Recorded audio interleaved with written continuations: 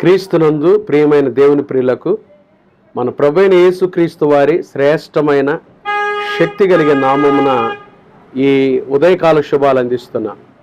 Pastor Philip VN YouTube channel ద్వారా ఈరోజు గొప్ప దైవ సేవకులు భారతదేశంలో ఎనలేని సేవ చేసి దేవుని కొరకు ఒక బలమైన సాధనంగా దేవుని కొరకు జీవించి అనేక ఆత్మలు సంపాదించిన ఈరోజు మనతో కూడా తన సాక్ష్యం ద్వారా మాట్లాడుతున్న డాక్టర్ విలియం కేరీ గారి గురించి కొన్ని మాటలు మీకు అందించాలని ఈ చిన్న వీడియో చేయటం జరుగుతుంది. ఆయన సినిమాని తీస్తూ దానికి ఒక టైటిల్ ఇచ్చారు, కారు చీకటిలో కాంతి రేఖ. ఎంత గొప్ప వాస్తవం అండి. ఎన్ని ఆటంకాలు, ఎన్ని సమస్యలు ఎదుర్కొని దేవుని కోసం నిలబడిన గొప్ప దైవజనుడు డాక్టర్ విలియం కేరీ గారు. 1761వ సంవత్సరం ఆగస్టు 17వ తారీఖు సరిగ్గా ఈరోజే తను జన్మించడం జరిగింది. ఇంగ్లాండ్లో పర్ల్స్బురీ అనే చిన్న గ్రామంలో రైతు కూలి బిడ్డగా జీవించాడు. చాలా సామాన్యమైన కుటుంబం, చాలా సాధారణమైన కుటుంబం, కానీ దేవుని కొరకు గొప్ప సాక్ష్యాన్ని నిలబెట్టాడు. విలియం కేరీ జీవితంలో ప్రభు పిలుచుకున్న పిలుపు ఎంతో గొప్పది. యేసయ్య మనందరిని పిలుస్తున్నాడండి. ప్రయాసపడి భారం మోసుకొనుచున్న సమస్త జిల్లారా నా యొద్దకు రండి, నేను మీకు విశ్రాంతి ఇస్తాను. ప్రభు యొక్క పిలుపు సార్వత్రికమైనది. అందరు కావాలి యేసయ్యకి. యేసుక్రీస్తు అందరికీ ప్రభు. మనందరి కొరకు ఆయన ఈ లోకానికి వచ్చి మన పాపం నిమిత్తమై సిలువలో మరణించి సమాధి చేయబడి మరణాన్ని జయించి తిరిగి లేచి మరలా మన కొరకై రానై ఉన్నాడు. ఆయన పిలుపును మరి చక్కగా గ్రహించాడు ఆయన విలియం కేరీ గారు. తర్వాత విలియం కేరీ గారికి ఒక దర్శనం ఉంది. తన జీవితంలో తనకు ఒక దర్శనం. ఏంటి ఆ దర్శనం అంటే, భారతదేశానికి వెళ్ళి సేవ చేయాలి. నశించిపోయే ఆత్మల పట్ల తనకున్న ఒక దర్శనం, తనకున్న ఒక గురి ఎంత గొప్పదోనండి కదండి.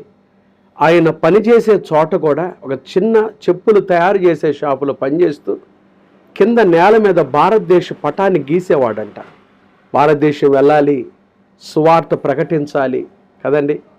ఎక్కడ అవసరత ఉందో అక్కడ సేవ చేయటం దేవుని సేవలో ఉన్న గొప్ప నిదర్శనం కదండి. అదొక నిబద్ధత, కమిట్మెంట్. దాని కొరకు ఆయన ప్రార్థన చేశాడు. ఎంత సిద్ధపడ్డాడో దేవుని ప్రియులారా. భారతదేశానికి రావటానికి ఆ రోజుల్లో ఓడల ప్రయాణం ఎంత కష్టపడ్డాడో. సముద్ర ప్రయాణం చేసేటప్పుడు సీ సిక్నెస్ అనే రోగాలు వచ్చాయి, సముద్రంలో వచ్చే జబ్బులు. అలాంటి అన్నిటిని అధిగమించి దేవుని కృపను బట్టి, దర్శనాన్ని బట్టి భారతదేశం వచ్చి 1793లో భారతదేశంలో అడుగుపెట్టి గొప్ప సేవ చేశాడు. అనేకమైన భాషల్లో బైబిల్ తర్జుమా చేశాడు. విలియం కేరీ యొక్క ఆ సమర్పణ మీకు జ్ఞాపకం చేయాలి. ప్రపంచానికి ఆయన అందించిన గొప్ప మాట, expect great things from God and attempt great things for God. దేవుని నుండి గొప్ప వాటిని ఆశించండి, దేవుని కొరకు గొప్ప వాటిని తలపెట్టండి. ఇది విలియం కేరీ యొక్క గొప్ప ఆ సమర్పణ అండి. ఆ సమర్పణ దేవుడు చూశాడు, ఆశీర్వదించాడు. అనేక ఆత్మల కొరకైనా తనకున్న ఆ వాంఛను ప్రభు నెరవేర్చాడండి. ఆ దర్శనం నెరవేరింది. William Carey successful. దేవుని కొరకు గొప్ప అన్నిటినీ సాధించిన గొప్ప దైవ సేవకుడు. ఇంత సేవ చేసి ఆయన సమాధి మీద ఏం రాయించుకున్నాడంటే, దౌర్భాగ్యుని నేను పాపిని, క్షమించబడ్డాను. ఎంత తగ్గింపు చూడండి, ఎంత వినయమో చూడండి. విలియం కేరీ చనిపోయినప్పుడు 1834 జూన్ 9 ఆయన మరణిస్తాడు. నేను చనిపోయినప్పుడు నా గురించి మాట్లాడబాకండి, నన్ను వెదకి రక్షించుకొని నన్ను ఉన్నతమైన పిలుపుతో పిలిచి ఇంత గొప్ప పరిచర్య చేయడానికి అవకాశం ఇచ్చిన నా యేసుక్రీస్తు ప్రభు గురించి మాట్లాడండి అని సవాలు విసిరాడు. యేసు ప్రభువే గొప్ప దేవుడు. ఆయన లేకపోతే మనం ఏందండి, మనం కేవలం ఇన్స్ట్రుమెంట్, సాధనాలు మాత్రమే. ఆయన జీవితం ఈరోజు మనకు ఒక మార్గదర్శకత్వం.